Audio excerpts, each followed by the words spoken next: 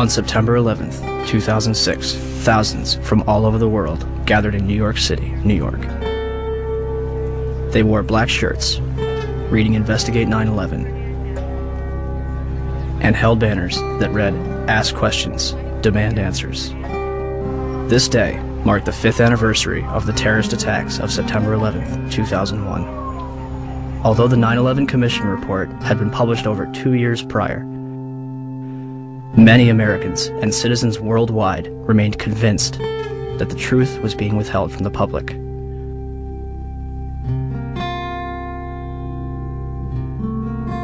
Why? Why was a growing percentage of the world population becoming increasingly skeptical of the events of September 11th? Was it a natural inclination towards believing the worst about the United States government? Or was it a legitimate concern that only grew more powerful with time? The 9/11 Truth Movement includes academics, engineers, physicists, firefighters, intelligence officials, and some of the very people whose lives have been shattered since September 11th. Were they all delirious? You should not be here. No, you've got it all wrong. We're honoring the fallen heroes from 9/11. As are we. No, you're not. No, you are not. I feel so uncomfortable. I'm sorry. That next year, I'm not coming here. Or were they a concerned group of individuals taking the necessary steps to prevent the United States from slipping into its darkest era yet? Was September 11th a surprise attack on America by 19 Islamic terrorists? Or something else entirely?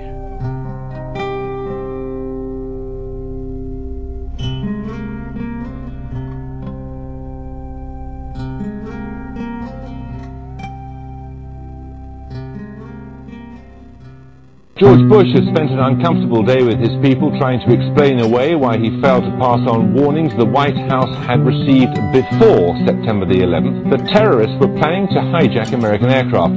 What happened that day has cast a shadow over just about every area of American life. Now one of the country's best-known journalists has said that the American response to the so-called war on terrorism has created a climate of effective censorship in a land claiming to be the home of free speech. There's never been an American war, small or large, in which access has been so limited as this one. The belief runs so strong in both the political and military leadership that those who control the images will control public opinion. Does it suggest that there was somebody on the inside? He kind of compared it to the Godfather story, you know, where the gun was placed in the men's room. There is also a possibility this could be some kind of inside job.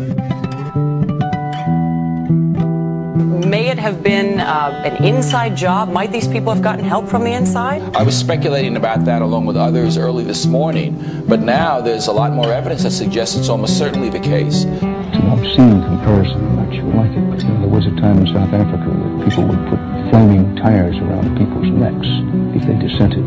The fear is that you'll be necklaced here. You'll have a flaming tire of lack of patriotism put around your neck. Now, it's that fear that keeps journalists from asking the toughest of the tough questions and to continue to bore in on the tough questions so often. People let us stay out of our business. A country that hides something is a country that is afraid of getting caught. And in particular, this Bush administration, who is as tight with Saudi Arabia as you can get.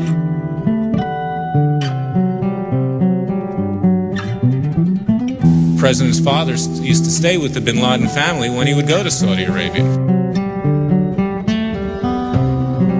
In the past, though, the FBI has sometimes made problems worse by ignoring or denying them. FBI management intentionally and repeatedly thwarted and obstructed my attempts to launch a more comprehensive investigation to identify and to neutralize terrorists.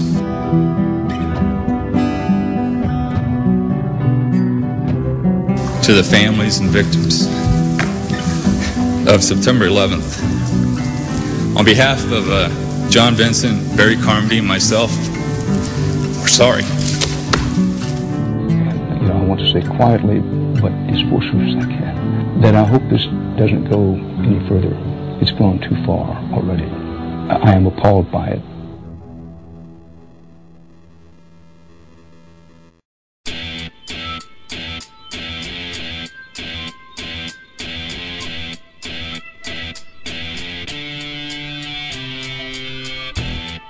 On September 13th, the United States government declares that it has overwhelming evidence that bin Laden is responsible for the attacks.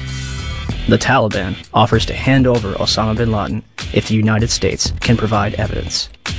Our position in this regard is that if America have evidence and proofs, they should produce it, and we are ready for the trial of Osama bin Laden in the light of evidence. Are you willing to hand Osama bin Laden to the United States or not? No. Without evidence, no. September 23rd, 2001. States. The Secretary of State said the administration would soon be able to document its case in public against the Al-Qaeda network and Osama bin Laden. And I think it'll be persuasive. By the next day, the White House was already backpedaling.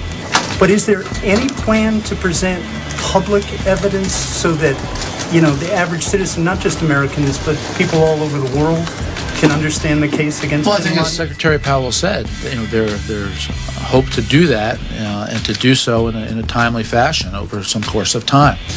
But I think the American people also understand that there are going to be times when that information cannot immediately be forthcoming, and the American people seem to be accepting of that. It seems as though you're asking everyone to trust you.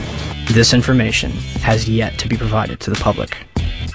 Instead of taking credit, bin Laden denies involvement in the attacks 3 times. December 13th, the Department of Defense releases a videotape allegedly discovered in a house in Jalalabad, Afghanistan. Osama bin Laden describes the attacks along with Khaled al-Harbi.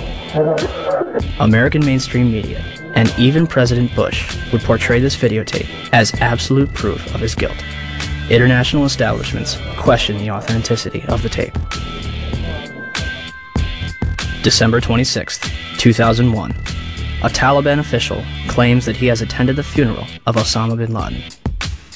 The next day, a video believed to be recorded on November 19th is broadcast, in which bin Laden praises the attack, but takes no responsibility. The next bin Laden video would not appear until October 29th, 2004, days before the presidential election. The video is described as the clearest claim of responsibility for 9/11. And when questioned why bin Laden's most wanted poster does not indict him for 9/11, the chief of investigative publicity for the FBI, Rex Toome, replied, 9/11 is not mentioned on bin Laden's most wanted poster is because the FBI has no hard evidence connecting Osama bin Laden to 9/11. Clearly, I couldn't really believe what I had just heard, so I repeated it, and he said, yes, that is correct. The FBI has no hard evidence connecting Osama bin Laden to 9/11. What evidence do they have?